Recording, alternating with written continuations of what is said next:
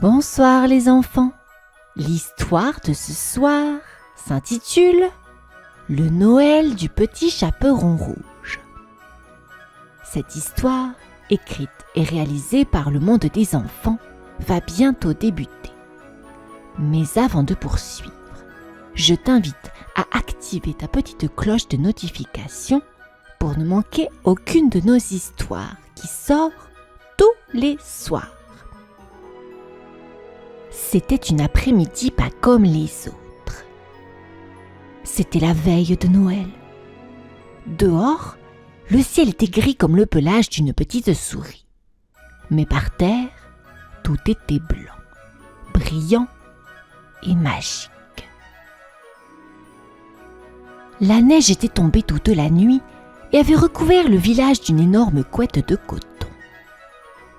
Dans sa cuisine, qui sentait bon la cannelle, le petit chaperon rouge finissait de se préparer. « Ma chérie !» dit sa maman. « Il est temps d'y aller. Mère Grande attend avec impatience. » La maman posa sur la table un joli panier en osier. La petite fille souleva curieusement le torchon à carreaux qui le recouvrait. « Oh ! Miam !» s'écria-t-elle. À l'intérieur, il y avait une magnifique bûche de Noël au chocolat. Elle était encore tiède et sentait délicieusement bon le cacao. Juste à côté, une belle clémentine toute ronde apportait une touche de couleur orange. « Couvre-toi bien, il fait très froid aujourd'hui », ajouta la maman. Elle aida le petit chaperon rouge à enfiler sa célèbre cape. C'était une cape spéciale pour l'hiver, doublée avec de la laine de mouton toute douce et bien chaude. Une fois la capuche sur la tête, on ne voyait plus que le petit nez rose de la fillette et ses yeux pétillants. La petite fille enfila ses moufles, fit un gros bisou à sa maman et ouvrit la porte. Un petit nuage de buée sortit de sa bouche. L'air était frais et piquait un peu les joues. Elle fit un premier pas dans le jardin. Elle fit un deuxième pas. La neige était épaisse et craquait sous ses petites bottes fourrées. C'était amusant. On aurait dit qu'elle marchait sur du sucre glace géant. Toute joyeuse, le panier bien serré contre son cœur pour protéger le gâteau, le petit chaperon rouge s'avança vers le sentier. Sa cape rouge brillait comme une petite lumière au milieu de tout ce blanc. Elle prit une grande inspiration et commença à marcher vers la forêt de sapins en chantonnant doucement. Petit papa Noël, quand tu descendras du ciel. L'aventure commençait. Le petit chaperon rouge entra sous les grands arbres. D'habitude, la forêt lui faisait un peu peur avec ses ombres allongées et ses bruits étranges. Mais aujourd'hui, c'était très différent. La forêt semblait enchantée. Les sapins ne ressemblaient plus à des géants sombres, mais à de gros gâteaux recouverts de crème chantilly. De temps en temps, un petit paquet de neige tombait d'une branche et faisait s'envoler un oiseau. Tout était calme, tout était beau. Soudain, au détour d'un gros buisson de haut, la fillette s'arrêta. Son petit cœur fit boum boum très fort dans sa poitrine. Juste devant elle, dépassant d'un tas de neige, elle voyait deux oreilles grises, pointues et poilues. Le petit chaperon rouge serra très fort l'anse de son panier. C'était sûrement le loup. Maman avait dit de faire attention. Elle s'apprêtait à faire demi-tour quand elle entendit un bruit bizarre. Ce n'était pas un grognement effrayant. Non, c'était plutôt un énorme soupir de fatigue.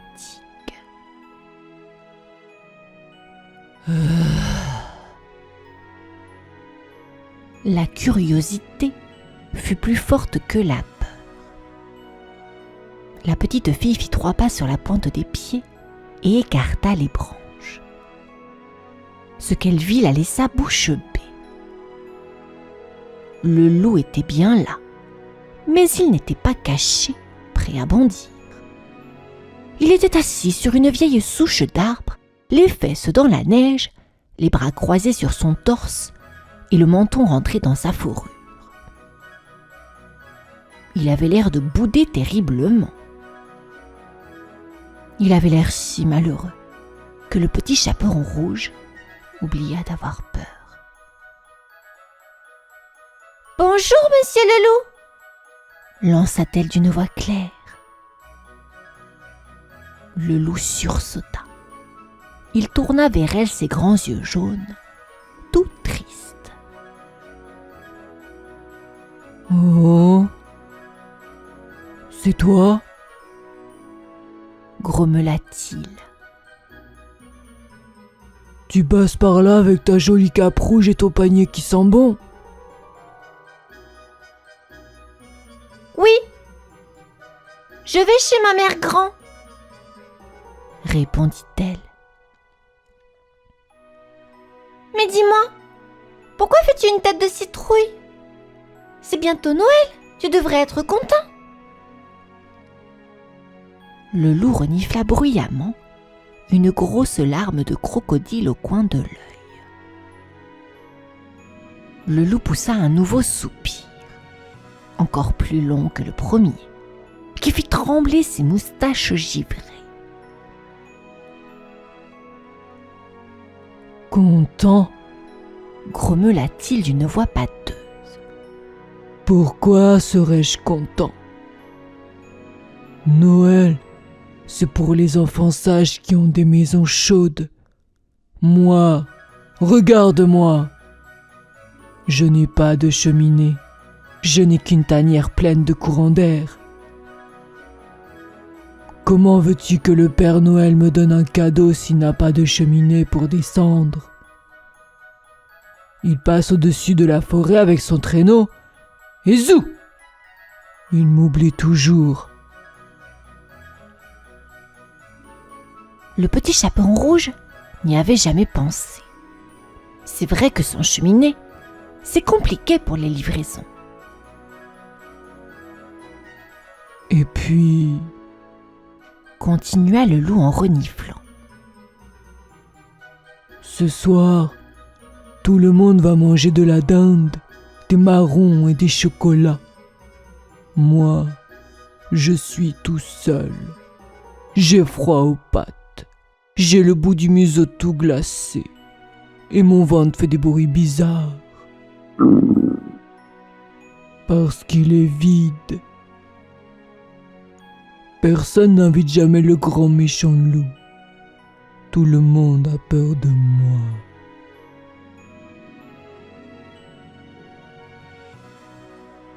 La petite fille regarda le grand animal. Tout à coup, il ne semblait plus effrayant du tout. Il ressemblait juste à un gros toutou malheureux. Elle sentit une petite boule de tristesse dans sa propre gorge.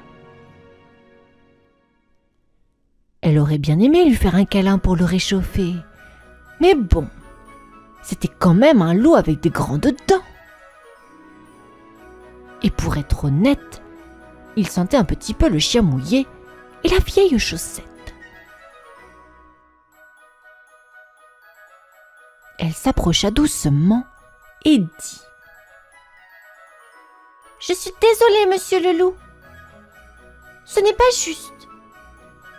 Tout le monde devrait avoir un peu de bonheur ce soir. » Elle hésita. Elle ne pouvait pas donner la bûche de Mère Grand maintenant. C'était le dessert. Je dois y aller, murmura-t-elle. Mère Grand m'attend, mais je penserai fort à toi. Elle reprit son chemin. Derrière elle, le loup resta assis sur sa souche, tout seul, au milieu de la forêt silencieuse. Le petit chaperon rouge marcha vite, mais son cœur était lourd. La magie de Noël semblait moins brillante quand on savait que quelqu'un pleurait dans le froid. Le petit chaperon rouge pressa le pas. Le jour commençait à tomber et le ciel devenait bleu foncé, comme de l'encre. Heureusement, elle aperçut enfin la maisonnette de Mère Grand tout au bout du chemin. La petite maison était très jolie sous la neige. De la cheminée sortait une fumée grise qui montait en tourbillon vers les étoiles et les fenêtres brillaient d'une belle lumière dorée. On aurait dit une lanterne posée dans la nuit.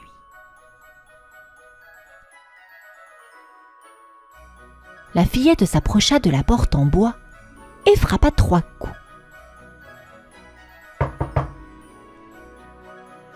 Tire la chevillette et la bobinette chéra, dit la voix douce de Mère Grand. Le petit chaperon rouge entra. Waouh! Quelle chaleur! À l'intérieur, tout était douillet. Un beau feu dansait dans la cheminée. Et une bonne odeur de soupe de légumes flottait dans l'air. Mère Grand était assise dans son gros fauteuil à bascule, ses lunettes sur le bout du nez. « Ma petite fille, quel bonheur !» s'exclama la vieille dame en ouvrant les bras. Le petit chaperon rouge retira sa cape mouillée, posa le panier sur la table et fit un gros bisou qui claqua sur la joue de sa grand-mère. Mère Grand souleva le torchon du panier. « Oh, une bûche au chocolat! C'est mon dessert préféré. Nous allons nous régaler. » Mais Mère Grand remarqua que le petit chaperon rouge ne souriait pas. Au lieu de regarder le gâteau, la petite fille regardait par la fenêtre. Dehors, la neige tombait de plus en plus fort, recouvrant tout le jardin. « Qu'est-ce qui ne va pas, ma puce ?» demanda Mère Grand. « C'est le loup !» avoua la petite fille d'une toute petite voix. « Je l'ai vu dans la forêt. Il ne voulait pas me manger. Il pleurait. Il est tout seul sur une souche gelée, sans cadeau et sans repas. J'ai mal au cœur pour lui. » Mère Grand posa son tricot. Elle regarda sa petite fille avec fierté. Elle se leva doucement, s'appuya sur sa canne et dit d'une voix ferme mais gentille. « Tu as raison, c'est la nuit de Noël. Et à Noël, personne ne devrait avoir froid dehors pendant que les autres ont chaud dedans. » Le petit chaperon rouge releva la tête, pleine d'espoir. Mère Grand avait une idée. Mère Grand s'apprêtait à parler quand un bruit interrompit le silence de la maison. Ce n'était pas le vent qui soufflait dans la cheminée. Ce n'était pas non plus une chouette qui ululait. C'était un tout petit bruit contre la porte en bois.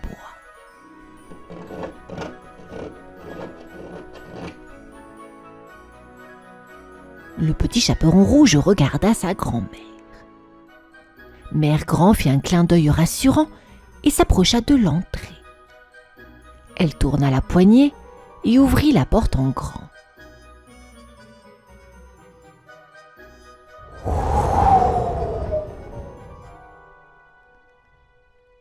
Une bourrasque de vent glacé s'engouffra dans la pièce, faisant vaciller la flamme de la bougie. Sur le paillasson, couvert de neige de la tête aux pattes, se tenait le loup. Il ne faisait pas le malin. Il tremblait comme une feuille. Claquetis, claqueta, faisait ses dents. Ses moustaches étaient gelées et pendaient tristement vers le bas. Il tenait son bonnet à la main, tout gêné.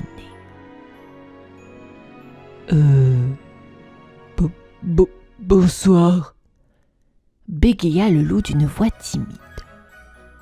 excusez-moi de vous déranger. Je passais par là et j'ai senti une odeur incroyable de chocolat. Mon ventre a gargouillé si fort que mes pattes m'ont amené ici tout seul. Je repars tout de suite. Promis. Il fit mine de faire demi-tour, la queue basse. Mais le petit chaperon rouge s'écria. « Attends, ne pars pas !» Mère Grand s'écarta pour laisser le passage libre et dit avec un grand sourire. « Allons, allons, monsieur le loup. Il fait un froid de canard dehors. Entre donc te réchauffer. » Le loup écarquilla les yeux. Entrez, moi, mais je suis le loup. D'habitude, les gens me jettent des balais ou me crient dessus.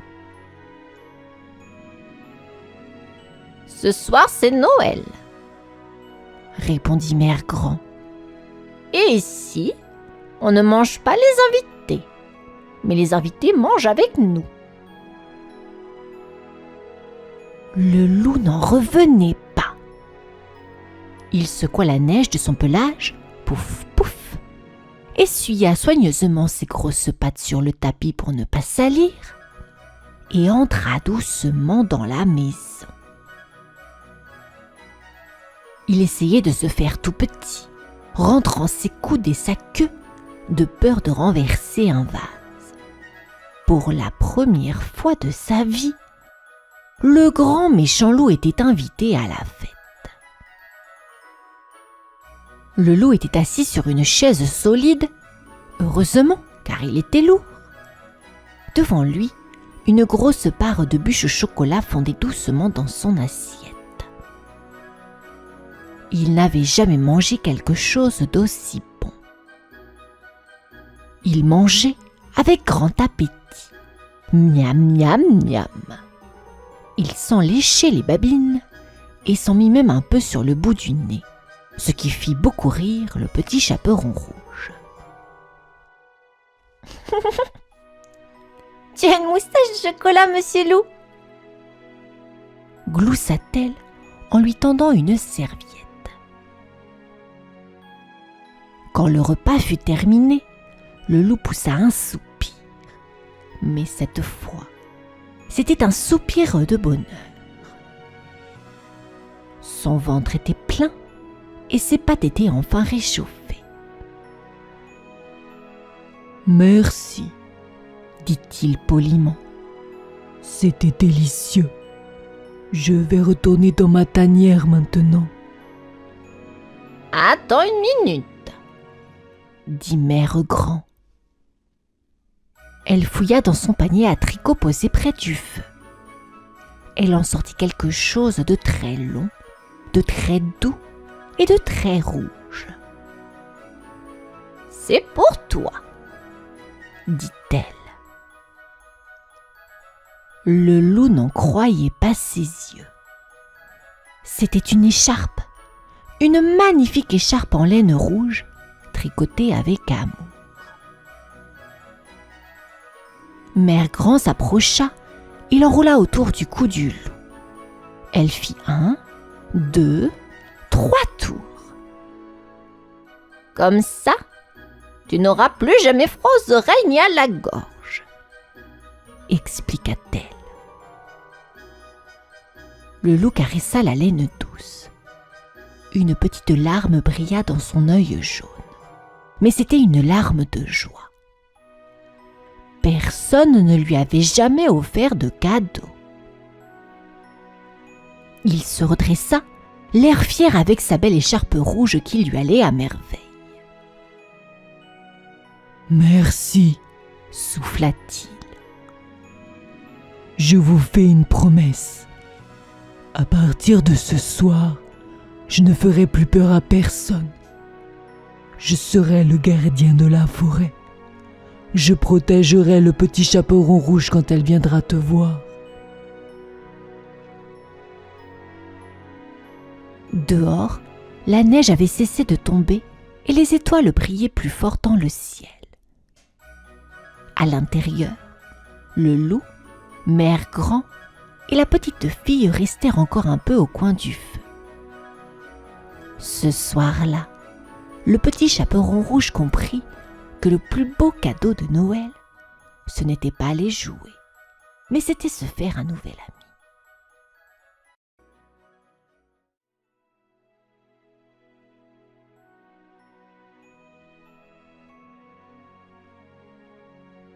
La dinde et le loup.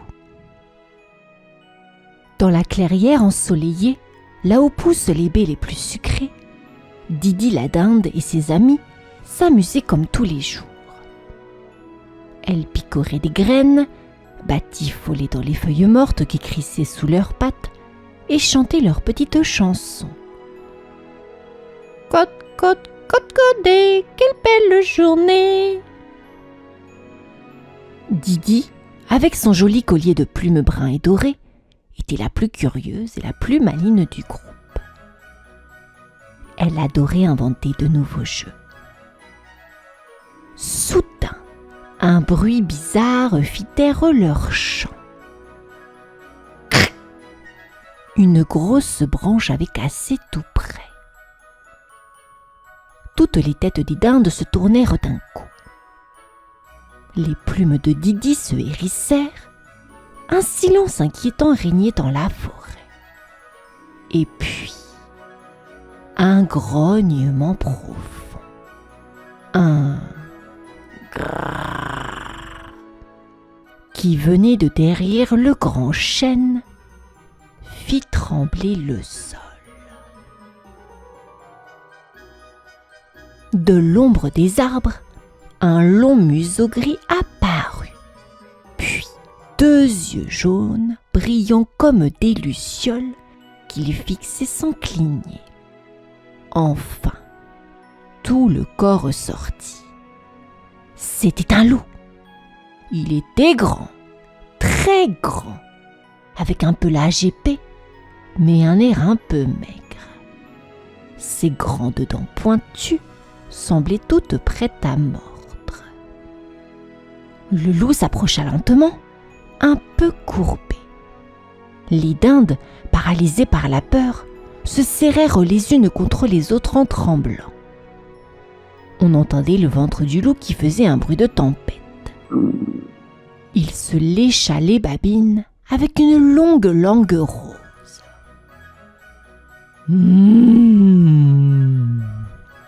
Grogna-t-il d'une voix rauque. Quel beau dîner sur pattes! Je vais tous vous croquer. La peur devint une immense panique. Mais au milieu de ses amis pétrifiés, Didi, le cœur battant très fort comme un petit tambour, eut une étincelle dans ses yeux noirs. Elle prit une grande inspiration et fit un petit pas en avant. Le loup, goulu, plissa ses yeux jaunes, surpris. que cette petite dinde ose bouger. Il se préparait justement à bondir sur le groupe le plus proche. « Attends !» s'écria Didi d'une voix un peu aiguë, mais courageuse. Goulu s'immobilisa, une patte en l'air. « Attendre ? Pourquoi attendre ?» grogna-t-il, impatient. Il avait si faim. « Tu as l'air d'avoir un gros creux dans le ventre !» reprit Didi en essayant de ne pas trembler. « On l'a entendu grogner de très loin !» « Et alors ?» ricana Goulu. « C'est pour ça que je suis là, pour le faire taire !» « Justement !» lança Didi en se redressant fièrement. « Nous préparons le plus merveilleux des dîners, avec des baies si juteuses qu'elles explosent dans le bec, une soupe qui sent si bon qu'elle réchauffe le cœur. » Goulu en oublia un instant de saliver. Un dîner ?» répéta-t-il perplexe. Personne ne lui en avait jamais proposé un. D'habitude, les animaux couraient dès qu'ils le voyaient. « Oui, pour toi !» insista Didi avec un grand sourire. « Pourquoi se battre quand on peut partager un bon repas entre amis ? C'est bien meilleur !»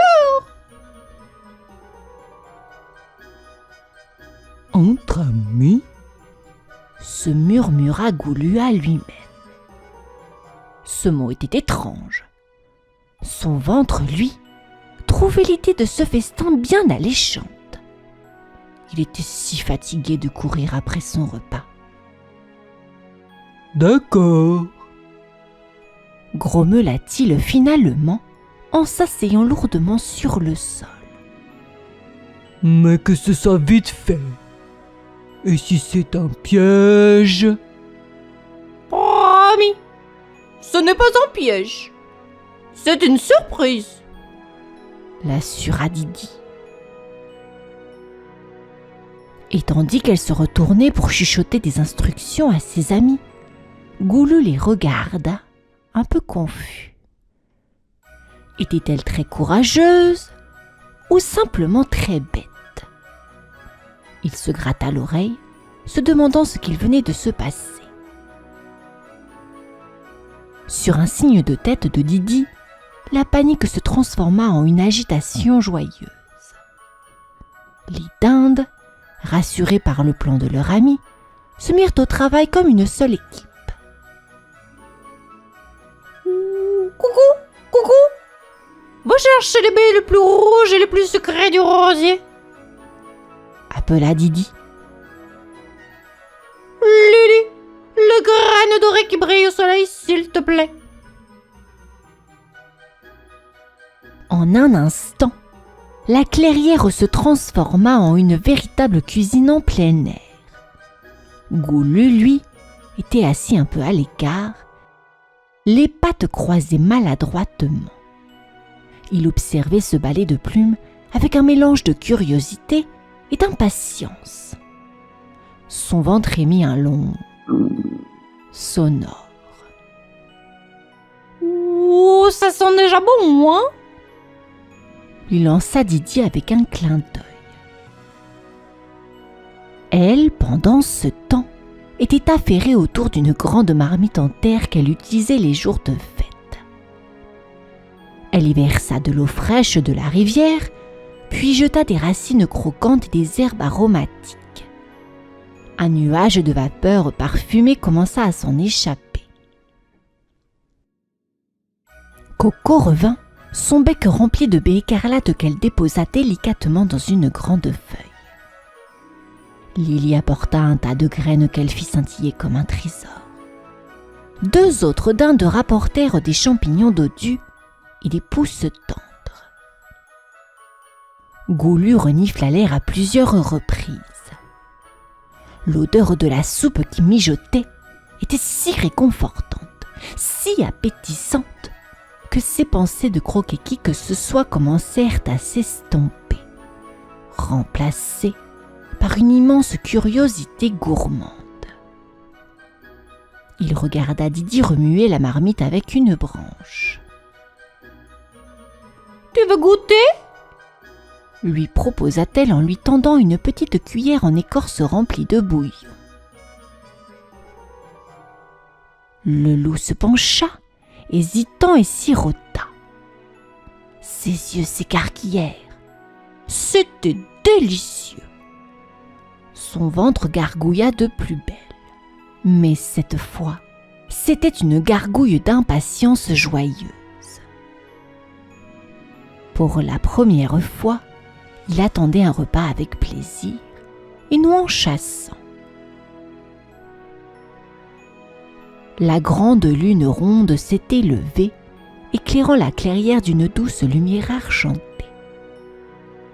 Toutes les dindes s'étaient installées en cercle sur un tapis de mousse et elle avait fait une petite place de choix à Goulu au milieu d'elles.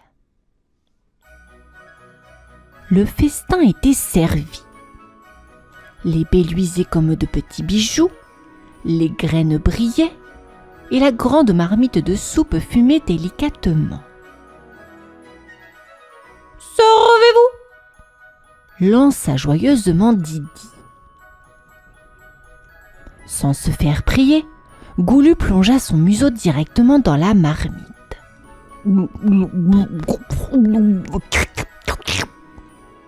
Il lapait et mâchait goulûment, faisant voler des éclaboussures de soupe partout. « Ouh là là là là là » rit Didi. « Goûte donc un peu plus lentement. Tu vas voir, c'est encore meilleur. » Un peu honteux, Goulu ralentit. Il piqua une baie avec une griffe et la porta précautionneusement à sa gueule. Psh! La baie explosa en libérant son jus sucré. Ses yeux s'arrondirent de surprise.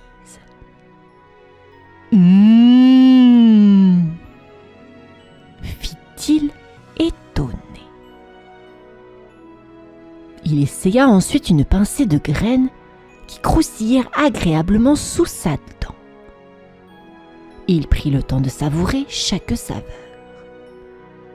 « C'est vrai, c'est différent, » admit-il, la bouche pleine. « C'est mieux. » Alors que tout le monde mangeait, Didi raconta une blague à propos d'un écureuil très étourdi. Toutes les dindes s'esclaffèrent. Côte, côte, côte, côte, côte, côte, côte. Et puis, quelque chose d'incroyable se produisit. Goulu, le grand loup féroce, se mit à rire aussi. Ce n'était qu'un petit rauque au début, puis un vrai rire qui résonna dans la nuit. Il se sentait bizarre, son ventre était plein, c'était agréable, mais c'était plus que ça. Il se sentait bien, chaud à l'intérieur.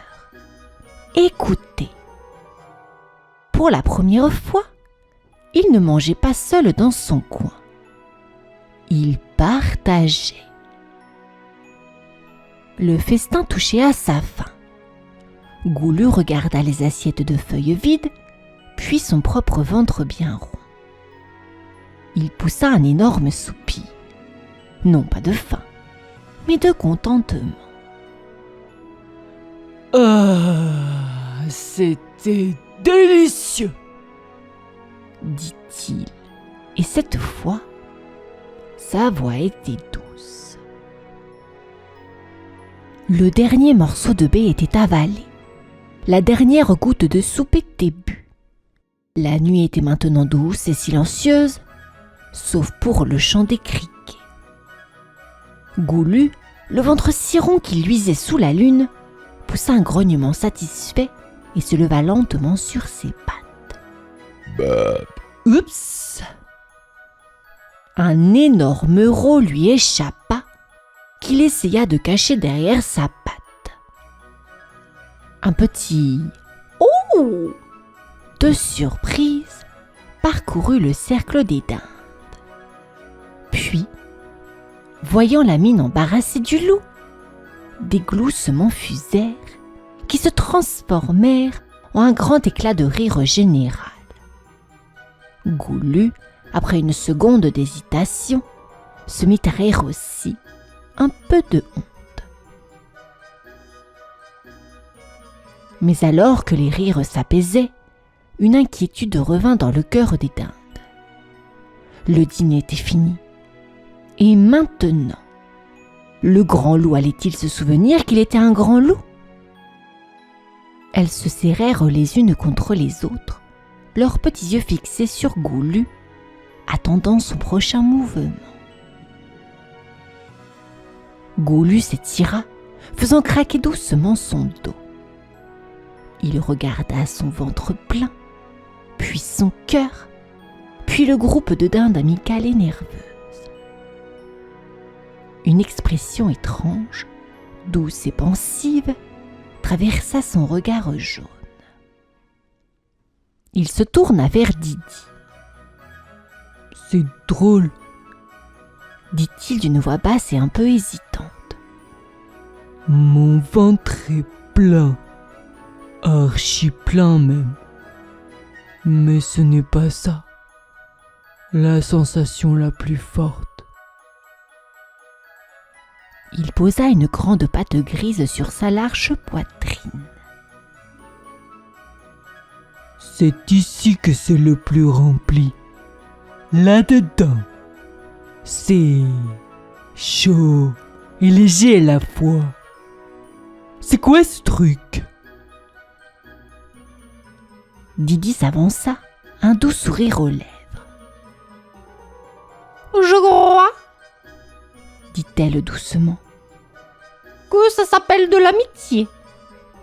Et un cœur rempli d'amitié, c'est encore mieux qu'un ventre rempli de soupe. » Goulu la regarda, les yeux soudain brillants d'une émotion nouvelle. « Je ne pensais pas, » commença-t-il, la voix un peu étranglée. « Je ne pensais pas que se faire des amis, c'était aussi bon. Mieux que de croquer même. » Les mots de Goulu résonnèrent dans la nuit claire, plus doux qu'une berceuse. Un immense sourire éclaira le visage de Didi et des « cote-cote » de joie pure s'élevèrent de toutes parts. La peur avait définitivement disparu. Goulu se redressa, paraissant plus grand et pourtant moins effrayant que jamais. Il regarda chaque dinde droit dans les yeux avec une promesse solennelle. « Je vous le promets, » dit-il d'une voix forte et claire. « Je ne croquerai plus jamais de dinde. Les dindes, c'est fait pour être des amis. » Un tonnerre de cris joyeux et de battements d'ailes lui répondit. Goulu, le cœur léger et le ventre content, leur fit un grand signe de la patte et s'enfonça dans la forêt endormie. Mais ce n'était plus un prédateur solitaire qui marchait dans l'ombre. C'était un ami qui rentrait chez lui, le cœur rempli d'une chaleur nouvelle.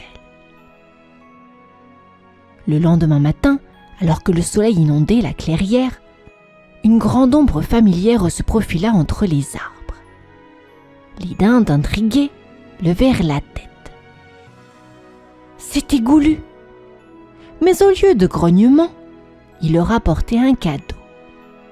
Avec sa grande taille, il attrapa délicatement une branche très haute, chargée des baies les plus mûres et les plus inaccessibles, et les déposa devant elle.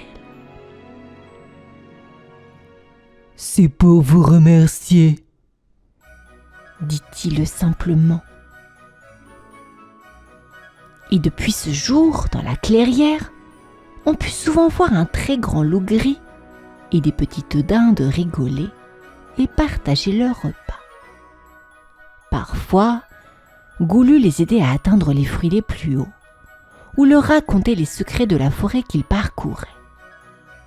Ils avaient découvert ensemble que la plus belle des recettes, celle qui réchauffe le cœur pour toujours, c'est toujours l'amitié.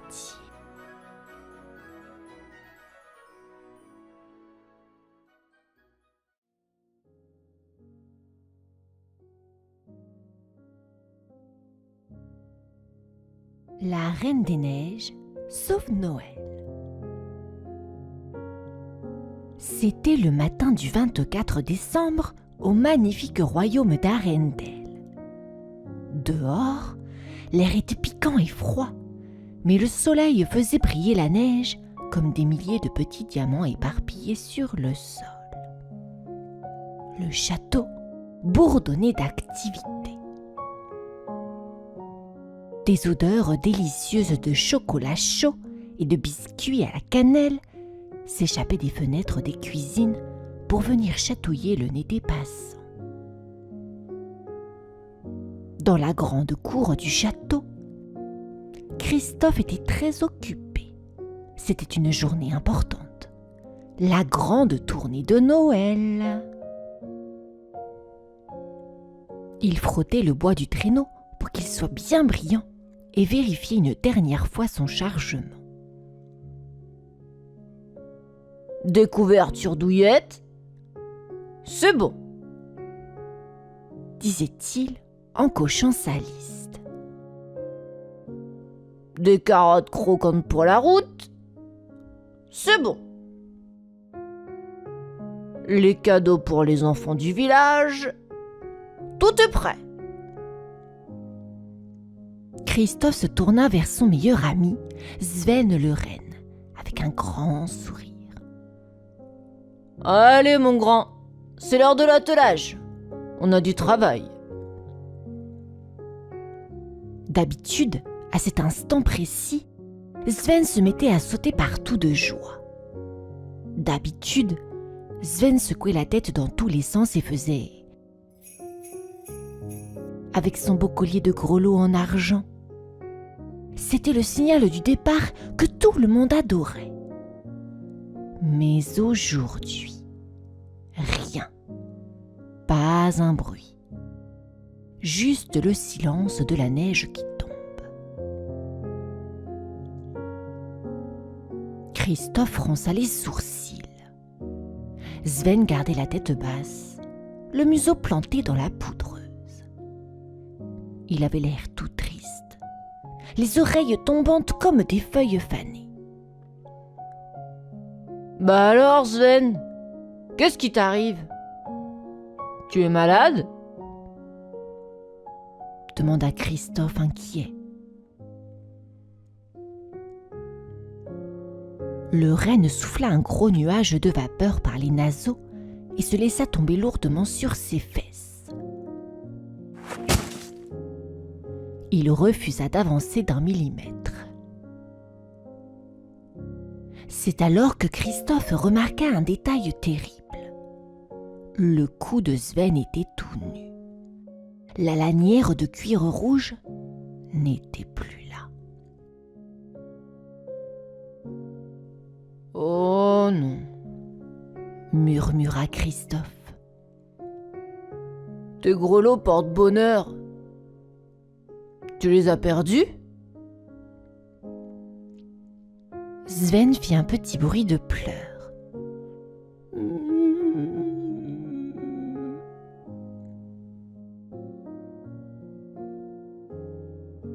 Sans sa musique magique, il ne se sentait pas prêt à tirer le traîneau de Noël. La fête risquait d'être gâchée avant même d'avoir commencé.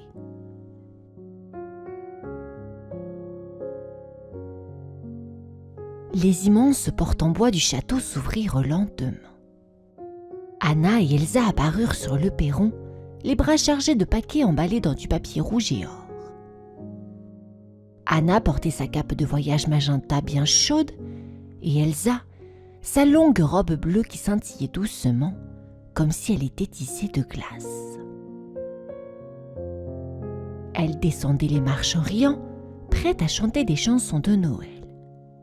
Mais en voyant la mine déconfite de Christophe et Sven assis tristement dans la neige, leur sourire disparut aussitôt.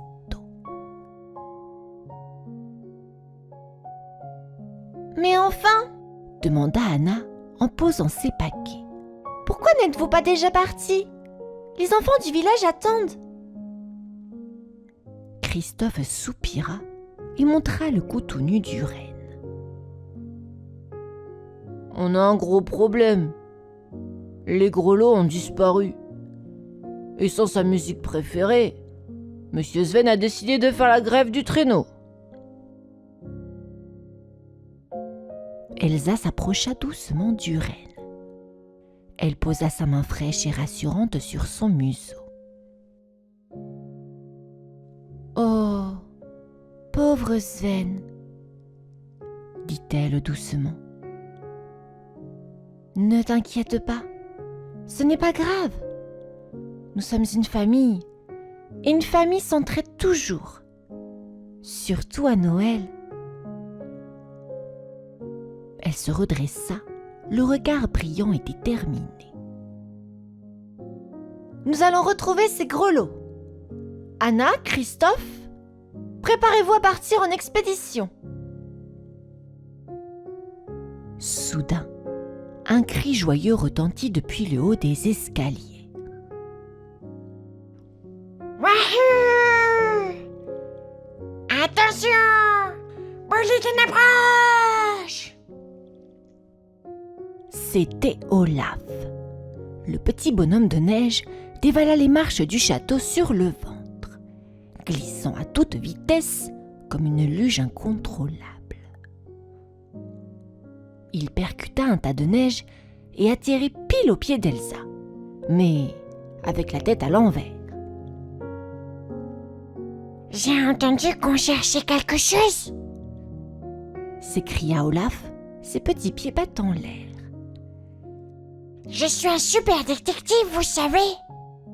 La semaine dernière, j'ai cherché mon nez pendant 1 heure, alors qu'il était juste là, sur ma figure. » Il loucha vers sa carotte orange et éclata de son rire bizarre.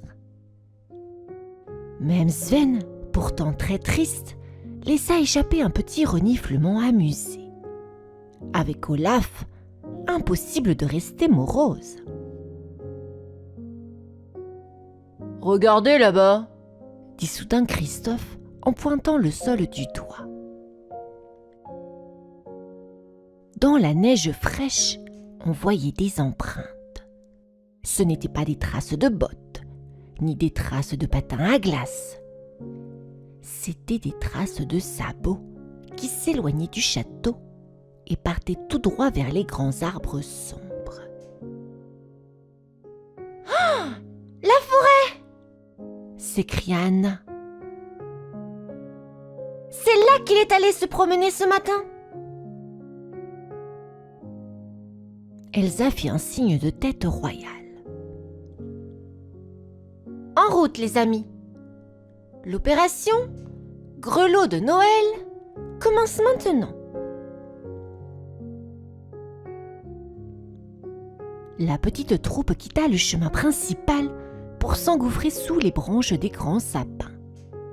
Immédiatement, l'ambiance changea. Ici, la neige était plus épaisse et les arbres si hauts qu'ils cachaient presque le ciel. Il faisait beaucoup plus sombre, comme si la nuit tombait en plein après-midi.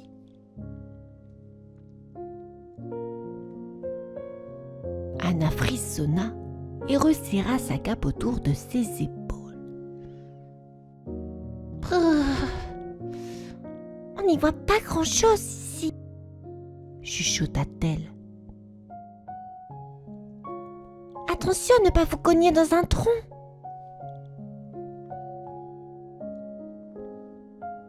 Elsa sourit doucement. Elle leva sa main gantée vers le haut. Avec un geste élégant, elle fit tournoyer ses doigts.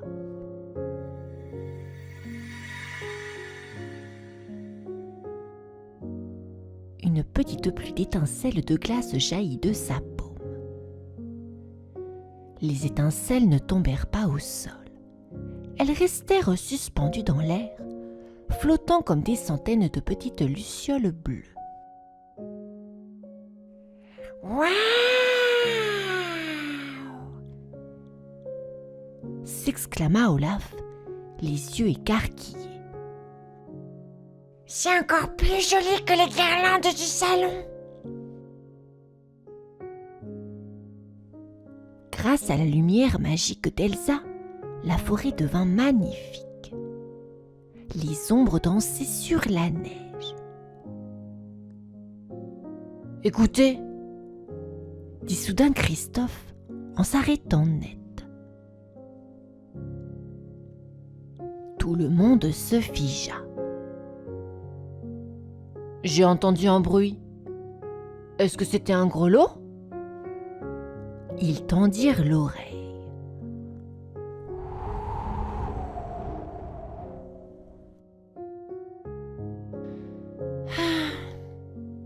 Fausse alerte. C'est juste le vent d'hiver qui souffle dans les branches. Pendant ce temps, Olaf cherchait très sérieusement. Il souleva un tout petit champignon gros comme un bouton. Petit grelot, es-tu là? Demanda-t-il au champignon. Pas de réponse. Olaf se pencha alors vers un terrier de lapin et cria dedans. Eh oh! Est-ce que quelqu'un a vu des clochettes? Un lapin sortit la tête, l'air mécontent. Il lui envoya de la neige au visage avant de rentrer chez lui. Soudain, Sven s'agita. Il écarta Olaf d'un coup de museau et colla sa truffe contre le sol gelé. Ses oreilles pivotèrent. Il avait repéré une odeur familière. Le renne poussa un petit cri d'appel et se mit à trotter vers un sentier étroit bordé de rochers ronds et gris. Christophe reconnut le chemin immédiatement. « Je connais cet endroit. Sven nous emmène vers la vallée des pierres vivantes. C'est chez ma famille, les trolls. » La petite troupe déboucha enfin dans la fameuse vallée des pierres vivantes. C'était une grande clairière un peu étrange. Ici, il y avait moins de neige, mais le sol était jonché de centaines de rochers ronds, gris et recouverts de mousse verte. Olaf s'arrêta net, l'air très déçu. Il se gratta la tête avec sa petite branche en bois. Christophe, je ne veux pas t'inquiéter, mais tes amis sont très immobiles et très durs. Ce sont juste des gros cailloux. On ne peut pas discuter avec un caillou, voyons. Il s'approcha d'un rocher et toqua dessus. Y a quelqu'un? Je suis un bonhomme de neige qui parle. Rien ne bougea. Le rocher resta un rocher. Christophe échangea un regard complice avec Anna. Il s'avança au milieu de la clairière, mit ses mains en porte-voix autour de sa bouche et cria de toutes ses forces. « C'est moi! C'est Christophe! Et j'ai ramené toute la famille !» Pendant une seconde, le silence persista. Puis, le sol se mit à trembler doucement sous leurs bottes. Vroom, roule, cric, crac. Tout à coup, c'était la panique. Partout dans la vallée, les rochers se mirent à rouler vers eux comme des boules de bowling géantes.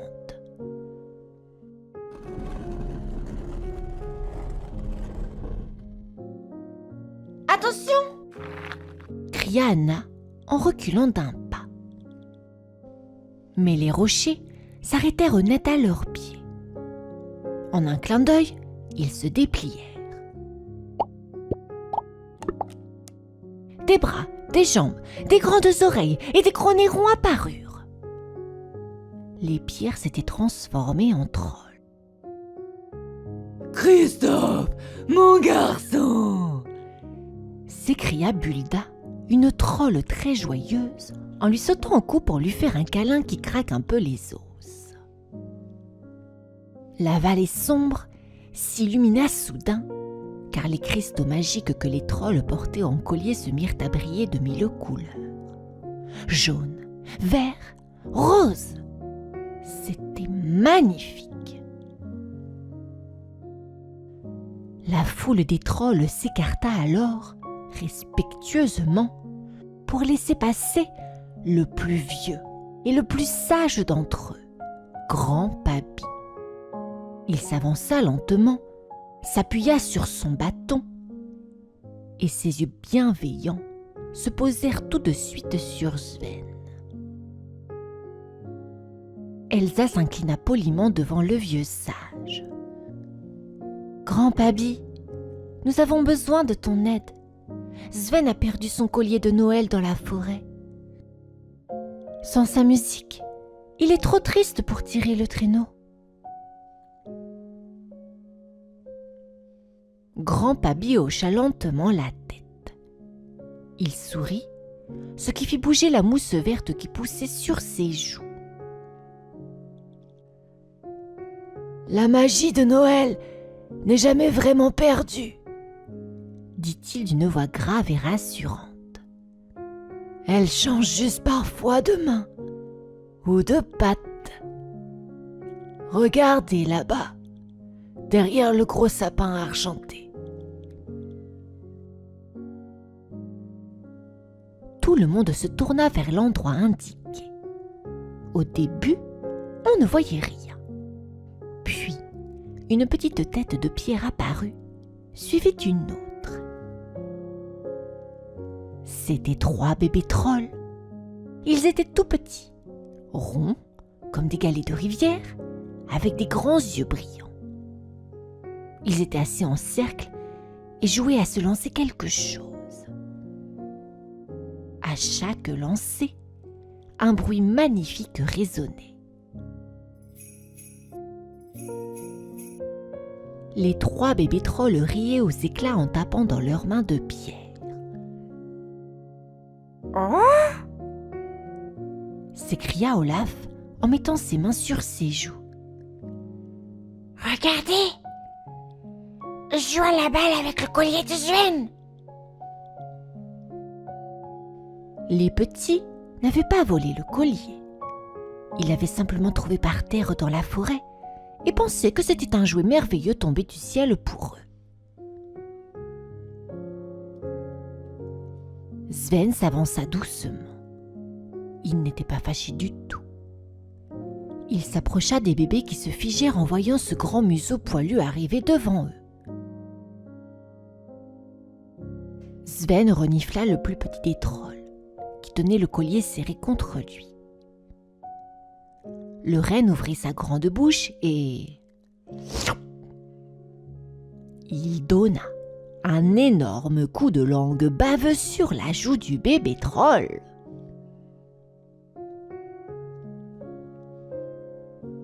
Le petit troll éclata de rire, surpris par cette bisouille géante. Tout content, il tendit le collier de cuir rouge vers Sven. « Tiens, sembla dire, c'est à toi. » Anna soupira de soulagement. « Ouf! Mission accomplie !» Christophe s'agenouilla dans la neige devant son meilleur ami. Il prit délicatement le collier de cuir rouge que le bébé troll lui avait rendu. « Allez mon pote !» dit-il avec un clin d'œil. « On te rhabille pour la fête !» Clic ! La boucle du collier se referma. Aussitôt, Sven se redressa de toute sa hauteur. Il n'avait plus l'air fatigué du tout. Il gonfla le poitrail, secoua ses oreilles et s'ébroua de tout son corps comme un chien mouillé qui sort du bain.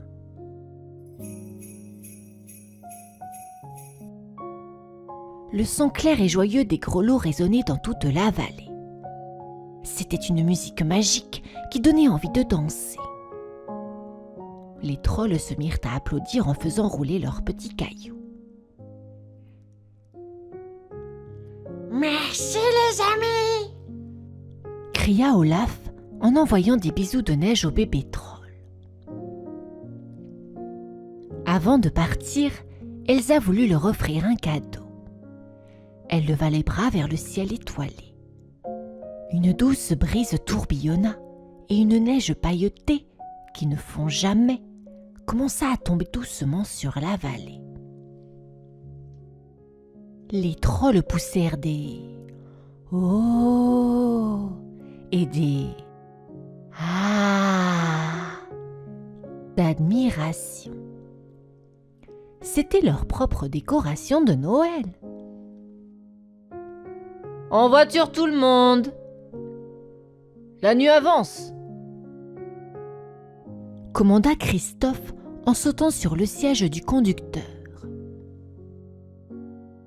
Anna, Elsa et Olaf grimpèrent à l'arrière sous les couvertures chaudes. « Ya !» cria Christophe. Sven s'élança comme une flèche. Il galopait plus vite que le vent, heureux de retrouver son travail. Le traîneau glissa à toute allure entre les sapins, laissant derrière lui une traînée de poudreuse. En quelques minutes, les lumières du château d'Arendelle apparurent au loin. Sven arriva sur la place du village en faisant teinter ses grelots le plus fort possible.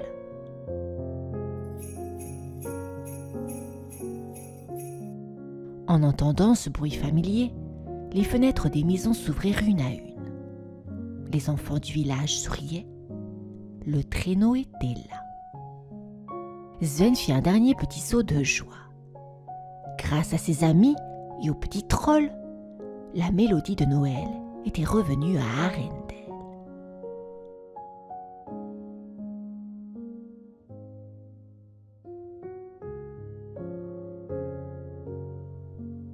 L'histoire est à présent terminée, les enfants. J'espère que vous faites dodo. Si ce n'est pas le cas, je vous invite à fermer vos petits yeux, à inspirer et expirer fort jusqu'à vous endormir. Faites de beaux rêves. À demain.